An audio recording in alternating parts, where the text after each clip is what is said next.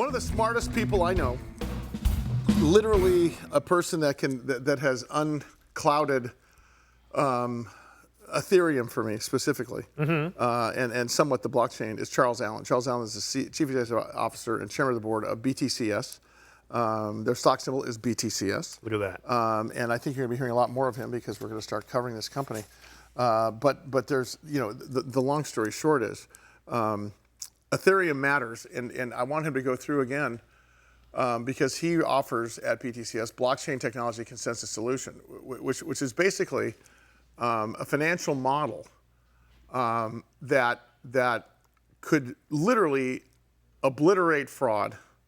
I like it so far. Obliterate broker fees and save us all money and make us more. Charles? Am I touting you well enough there? Does that sound about right? Look, I appreciate the compliments. I'm a firm believer in blockchain technology, and I think if you look at all the things that goes wrong in the market, whether that's the stock market, the real estate market, it's just time for change. A great example is phantom shares with stocks. If you've ever bought a house, the fact that you need to go get insurance, title insurance, yes, because people can't keep correct records. Our whole intermediary-based society is somewhat flawed in how we do things. And I think the technology finally exists to allow us to be so much more efficient. And Ethereum is one of the technologies that allows that to happen. And so I think, maybe that's just a too broad and vague way of putting it, but I think it's probably one of the most transformative technologies we're going to see, at least in my lifetime. That AI, obviously the internet was big 25 years ago, but it's really remarkable what it can do. Charles, how much does adaptability speed up the process or conversely slow down the process of more and more people, I guess, getting comfortable? The adoption rate? The adoption rate with where we are going as a society, especially in finance?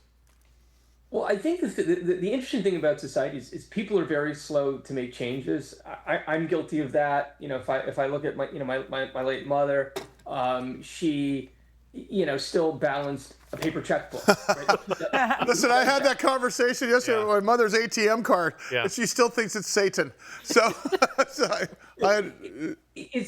generational. Like I think I'm on the kind of the forefront for my age bracket. You look at the younger generation, and they don't know how to write checks. No. They barely carry any money. It's Apple Pay and it's other things. So, I think it just takes time to change human behavior. For adoption of blockchain technology, the key is really it's going to be regulatory change, because for the average consumer to know something changed, like that's not how it works. Like, sure. They just want things to work better and not know how. I order an Uber. I don't care how it works. I test drove a Tesla the other day, and it drove me home. I really didn't touch the wheel or the brakes. Yeah.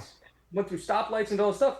I don't care how it works. It was remarkable. How late at night was that, Charles, and where were you coming from?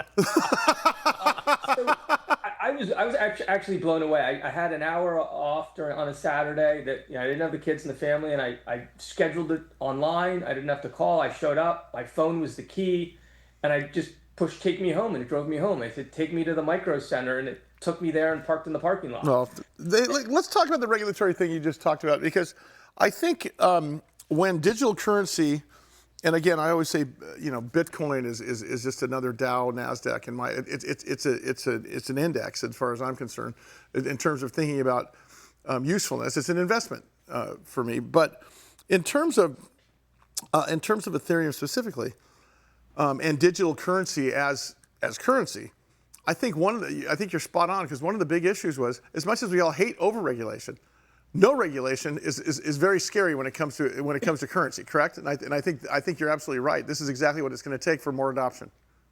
Well, you nailed it. And I think, I kind of went off on a little bit of a tangent there with an example, but that's why I really love Ethereum over, Bitcoin and other things. It actually does something. Like, you have the opportunity to own a piece of technology that a whole ecosystem is built on top of. Bitcoin doesn't do that. It's a store of value. It's an asset class. Ethereum's a whole digital economy, and you can own that. If I told you could own a piece of the internet in 2000, and you didn't have to bet on pets.com, you didn't have to bet on what would be the surviving company, you could just own a piece. That's kind of what you can do with Ethereum. And I think that's really remarkable. I believe so. Can I talk to you about digital asset treasuries? I was talking to my person about that, and it seems to me there's some smoke and mirrors going there, in my opinion.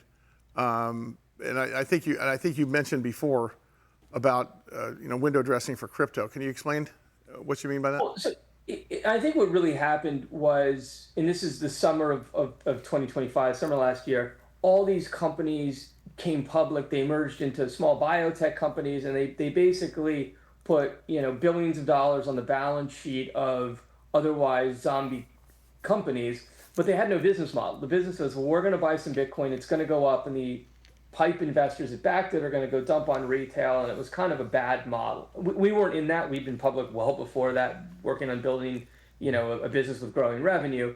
And so now the market's kind of soured on that. And really what happened is you've got a lot of smart hedge funds that said, hey, it's a great pair trade. I can short the DAT and I can buy the underlying ETF that holds the Ethereum, whatever the token is, the Bitcoin, and bam, all of a sudden I have a risk-free trade, and I'm gonna squeeze this thing till I make money. And so for most of the DATs, and I know a lot of the CEOs of other DATs, is they're looking for, what is my operating company? How am I going to drive revenue? How am I going to get to be a profitable company apart from just holding a token that someone could otherwise go buy? Yeah. And I think that's the things you see in the market. There are all these companies. If you don't do anything beyond holding a token, like, I need to go buy it myself. Now, I know that's hard if it's a IRA account, or you're not crypto savvy, or you don't want to open a Coinbase account, but you could go buy the ETF. And so I think what you're really seeing is a lot of these DATs struggling right now to say, well, what is our business? What's our value proposition? Sure. Why should shareholders own our company versus just buying an underlying ETF that holds the crypto, or buying the crypto itself? And that's what our company focuses on, is providing, a huge value proposition beyond just having a treasury. Charles, I'll tell you, I can't wait to cover this more as we move forward. Obviously, Ethereum matters, and I think what the piece of this, on top of regulation, is getting people to really understand how that transition is going to take place over the next 5 years or so, if that long. I don't think it's going to take long. Thanks so much, buddy. We'll talk to you next time. Charles Allen, CEO, Chairman of the Board, BTCS Incorporated, ticker symbol BTCS.